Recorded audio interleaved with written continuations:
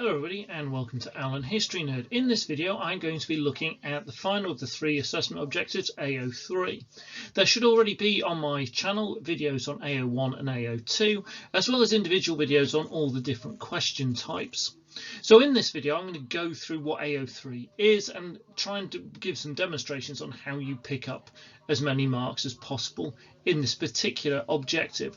And it's the one I think is the most difficult, and it's definitely the one when I'm marking my students' work that tends to be the lowest scoring of the three AOs.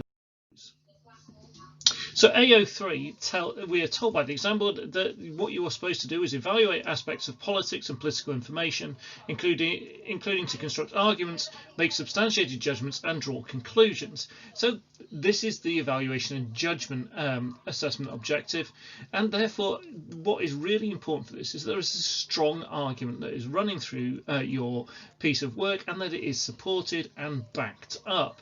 It also needs to be consistently thought out. It needs to have a degree of nuance to it to hit the highest levels. Now A03 makes up a third of the marks in the 30-mark source questions, in the 30-mark essay questions, and in the 24-mark ideas essays. In these questions, it's essential that you run an argument through the whole essay, going from the introduction all the way through to the conclusion. And as I mentioned already, make sure there's a degree of nuance in your judgment. Not only will this demonstrate that you are an excellent politics student and deserve really high marks, but it also actually make it easier to write your answer. Because if you're really strongly on one end of the question, it makes it really hard to do balance, and that will damage you in A02. So the different levels for A03, and as you see, I've kind of highlighted three different bits in three different colours on this. So level 1, if we look at our first bit, the bit's highlighted in black, says that you will have superficial evaluation. Level 2, some relevant evaluation. Level 3, generally relevant evaluation. Level 4, mostly relevant evaluation. And then level 5, fully relevant evaluation. And essentially this is about you are arguing about the right stuff, and that you are doing it in detail, and you are doing it consistently. Because if there is some evaluation but it's not in all the different paragraphs, then you might get down into kind of generally relevant evaluation, or possibly all the way down into some relevant evaluation. If it's in most of the paragraphs that you've had a good go evaluating, bringing arguments related to the question, then that should put you in level 4, mostly relevant evaluation. And if you've nailed it all the way through, that should be level 5. Now, if we look at the bits in purple, this is about constructing an argument, going through. So constructing simple arguments and judgments. So you've had a very basic, at a very basic level 1, you've answered the question. Constructing occasionally effective arguments and judgments is level 2. So at level 2, a little bit better go at building an argument, going through. Level 3, constructing generally effective arguments and judgments. So that building of the argument, it's level 3 is the bit where you'd expect most answers to end up. That is where you've had a good honest go going through your essay at building an argument and making a judgment. Level 4, mostly effective arguments and judgments, and then level 5, fully effective arguments and judgments. So at level 5, then essentially you are convincing the person as they're reading it that your argument is correct. At level 4, you are doing it at a fairly effective way, and they can definitely see your argument quite strongly as they go through. Level 3, it's not necessarily great, but it's there. Level 2, it's there, but it's not very good. And level 1, it's only there in very much outline. And the bit in red, this is the bit about your overall judgment and your conclusion. So level 1, limited unsubstantiated conclusion. So in that you've probably just asserted something. So this was the most important factor, but you've not really backed it up at all. Level 2, partially substantiated, led to generic conclusions without much justification. So there's a little bit of support for what you've judged, but not very much at all. At level 3, you have a focused conclusion, so you're actually answering the question, and there'll be a bit of justification in it, but the justification might not be particularly strong going through all different elements of the argument in your essay. Level 4, mostly substantiated and led to mostly focused and justified conclusion. So again, there is a pretty good conclusion, there is a pretty good argument running through it, and you're pretty much on the ball in terms of what you're talking about. Level 5, which are consistently substantiated to a fully focused and justified conclusion. Now, one of the difficulties, again, I've spoken about this in the other AO videos, is that jump from level 4 to level 5 seems to be enormously high, because we're going from mostly substantiated to consistently substantiated. It is a big jump.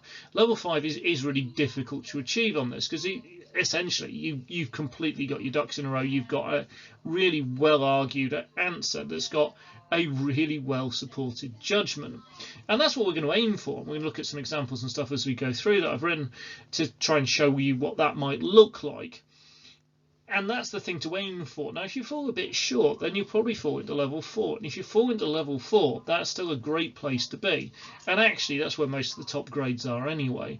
Level 5 almost it becomes, particularly with the time conditions things, it is definitely something to aim for. It's something that some students achieve, but it's not something you necessarily need to, for example, get an A. I would be fairly confident if somebody got level 4 consistently, they would get an A in the end. Now, one of the most important bits in terms of making sure you've got a good argument is planning it before you do it. So, for example, if I'm looking at this question, evaluate that the only political parties in our system that matter are the Conservative and Labour parties. And it's a 30-mark question. Before writing the answer, then I would suggest doing something like I've done on the board before, and I've looked at this in some other videos as well, where essentially I say to my students, there are 3 band bits on that continuum. You can't be exactly in the middle, you can't be at either extreme. Now, all judgments will fit somewhere on a continuum. Now, if you go to either extreme, essentially you're going to cut yourself off from giving a balanced answer, because you're not going to have points and counterpoints, you're just going to have points, and therefore you're not going to have a fully convincing judgment, because it looks like you are purposely ignoring half the argument. If you sit exactly in the middle, then you run the risk of saying something along the lines of the Labour and Conservative parties are both the only parties that matter and not the only parties that matter, and it'll sound very dull and very GCSE, and they go, well, that's not really answered the question.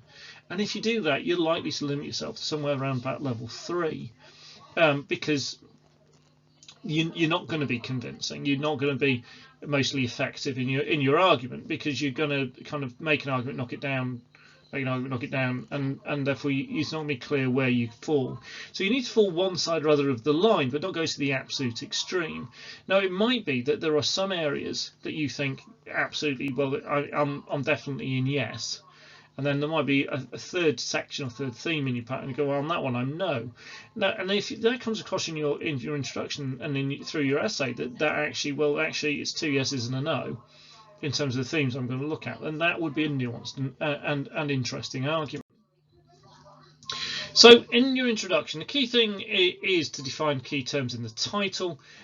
You would set out what the arguments are you're going to look at, which is where the planning bit really kicks in. So you're going to go, well, there are these arguments on this side and these arguments on that side. That really then helps actually the writing of the essay, because you go, all right, so I was going to do those points. Right, I'll do a section on those points. Then I've got those points to go together, I'll do a section on those points. And those points go together, I'll do a section on those points.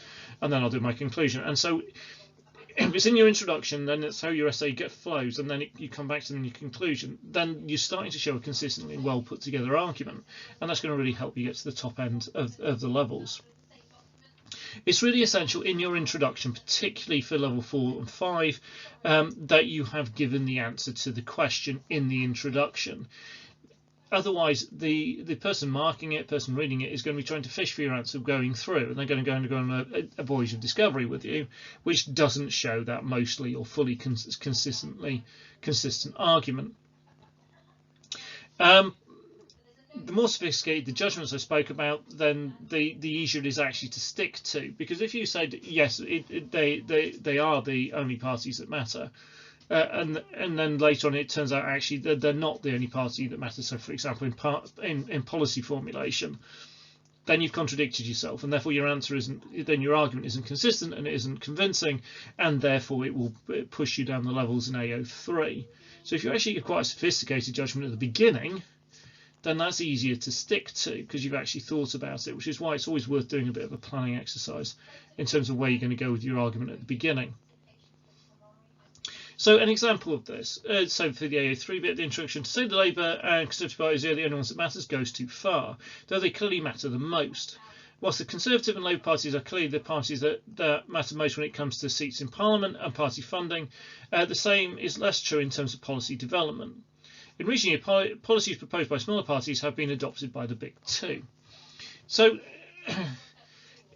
in that, what I've given in terms of my A03 bit of my introduction is a bit of nuance in there that I'm going, well, yes, I'm on the side that these two parties matter more than anything else, but I'm not completely over at, yes, they're the only ones that matter. And I've shown that there are some key areas where they are the ones that matter, and then there's a third area, as I mentioned before, where it's less the case.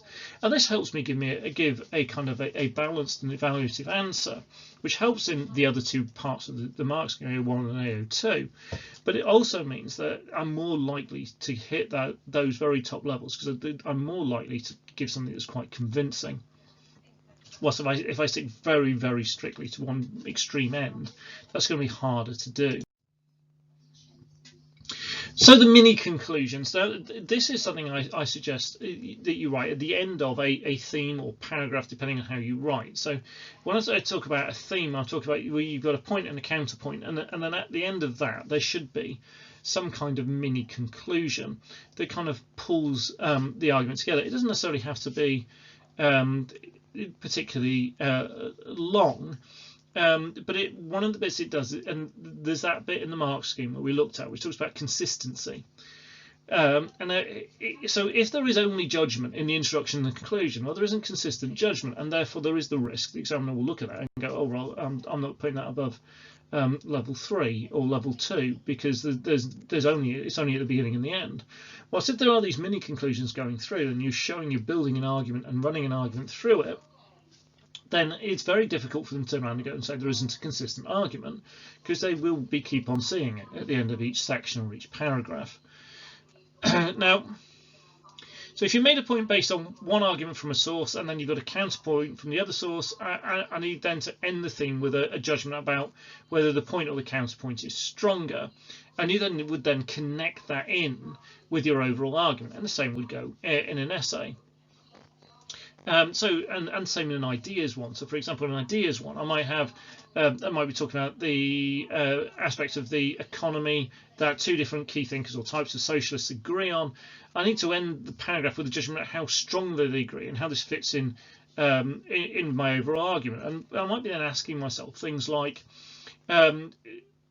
is this the area of strongest agreement? Is this the only area of agreement? Is this the area of agreement but not as significant as the ones I've looked at in previous or paragraphs, or the one I'm going to look at in my next paragraph?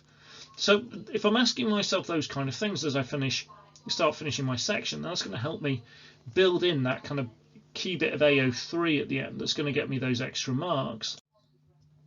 So what kind of thing might this look like? Well, if I'm doing one on socialists and the economy, which I've looked at in my other AO1s and AO2 videos, following the details of AO1 and some analysis and comparison, which is AO2, about socialists attaching importance to how the economy operates as essential in setting the basic structure of society and the life chances of the people. And I can then flow here from AO2 and into AO3. Strength of degree about the degree of transformation of the economy is different, but fundamentally the idea of fairness spreading from economy to society is shared amongst socialists. So I'm kind of really finishing off my AO2 there. Different socialists would, however, have very different ideas about the level of fairness which is acceptable. And revolutionary socialists would demand a far greater in terms of that equality than, for example, a social democrat, or you might bring in a follower of the third way. So although there is an underlying area of agreement, this doesn't undermine the central argument that overall socialists disagree over the economy, as this shared view on fairness is much weaker than the division over private ownership and redistribution of wealth. So what I've done is I've put this section in the context of my overall argument, and this really should highlight to whoever's marking it this idea of consistent and substantive argument, and I've backed it up and supported it, and again a lot of that will come in with the A01s and A02 bits earlier on. With the actual big conclusions, it's important that they match essentially the end of your introduction, but they should be more developed, and they should bring together the mini conclusions you've been writing as you've gone through. There shouldn't be a big surprise. There shouldn't be some killer point that you've held back. It should be reassuring to the reader that they've just been taken through a very kind of thorough, convincing and substantiated argument. So they go on reading the conclusion, go, I recognise all of this. That's good. That means it's substantiated. That means it's consistent. Remember, those are words that are in the A03 descriptors, and the stronger you hit those descriptors towards the top end, the more likely you are to get top marks. So what kind of thing like this look like? Well, this is an example I've written for the Conservative and Labour parties being the only ones that matter in our political system. So given our political system, it's certainly the case the Labour and Conservative parties matter the most, but say they are the only parties that matter goes too far. So again, echoing the bit that we saw in my introduction earlier. The strongest argument that only they matter is that there is little chance of minor parties governing alone, and with the exception of the SNP, they win very few seats. However, the fact that small party membership is rising in recent elections shows significant support for the Brexit Party and the Lib Dems, and this shows that they cannot be dismissed altogether. The second most telling argument that only the Labour Party and Conservative parties matter is that money matters, and the two main parties have this, the others do not.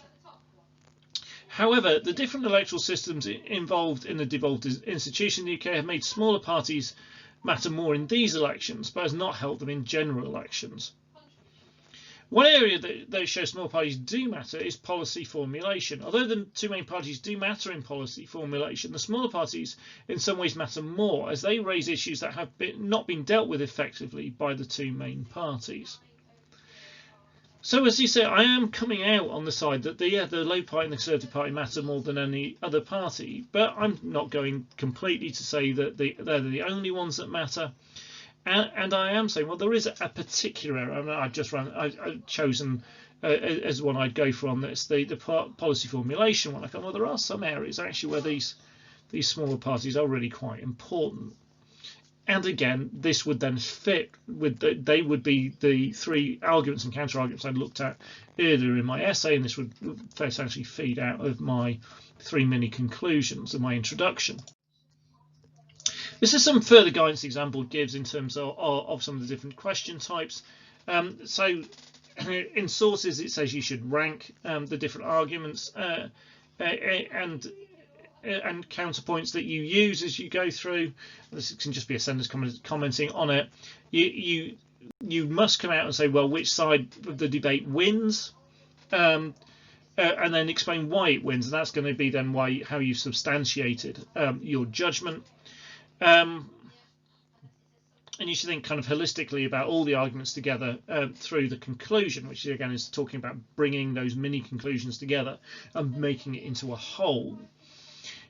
You should reach and make a judgment and back it with facts and evidence, not mere opinion. And this is one of the problems with A03 is often politics students are kind of highly opinionated about politics, and that's the reason why they do it. And so what they want to do is just tell you what they think about something, and you have to hold back from that and actually look at the evidence. It's particularly important with the source questions, because the things you really care about might not actually be in the source, so you have to stick to those arguments.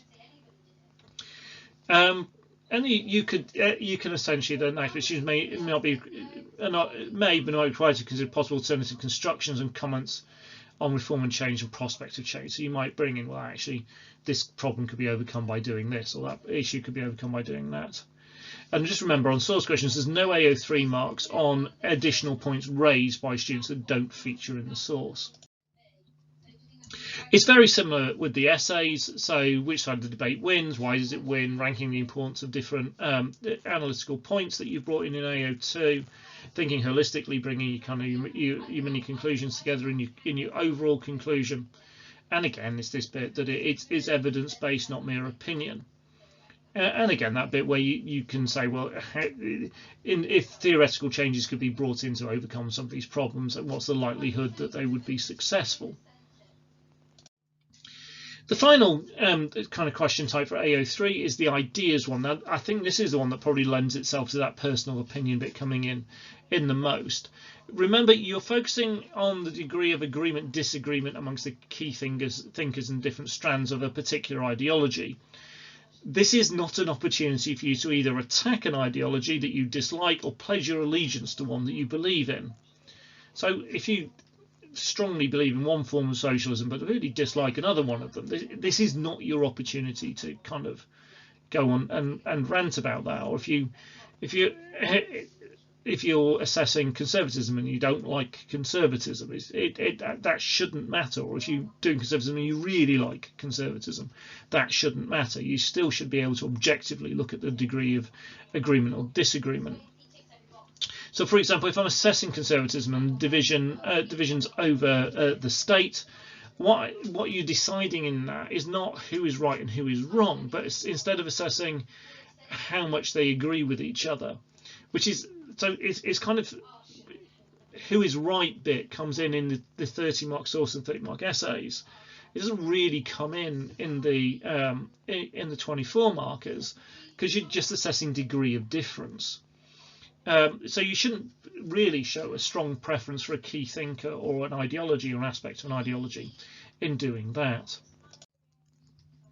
Thank you very much for watching. I hope that has been really helpful for you in terms of improving your performance in A03.